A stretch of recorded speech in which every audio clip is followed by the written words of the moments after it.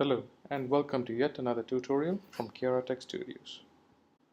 To begin with, go to www.unity3d.com to bring up the Unity 3D homepage. Once you have done that, take a little bit of time to go through the Unity homepage to look at the different kinds of features and components that are available for Unity 3D.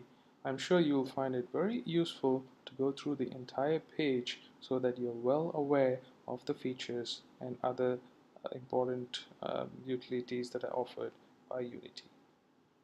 If you click on Get Unity, it will bring you to this page where you can see the different options available in terms of the licenses from Unity. There are options for personal, there's option for plus, and there is an option for the pro version as well.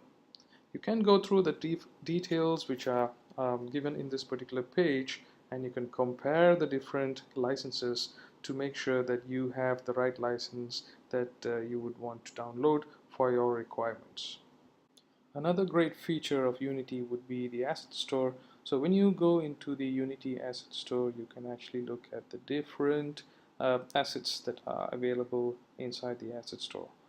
Some of them are free, while most of them have been uploaded by other Unity users, which can be purchased for a small fee.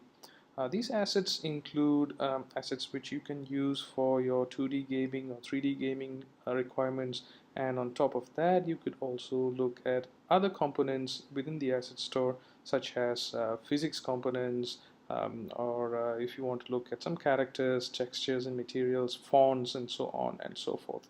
There are many add-ons available as well, as you can see on the website, and you can make your choice depending on what kind of a Unity product that you are planning for, be it a game which is built on a 2D like a pixel game, or as you can see, if you search for 2D game characters, you can see plenty of assets that are available in the Unity asset store.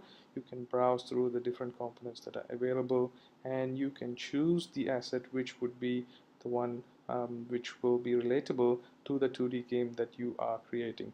In my case, since I'm very much interested in making 2D pixel games which are retro styled, I do find the assets very interesting in the Unity asset store, which I typically download and integrate into my game that I'm making on either iOS or Android.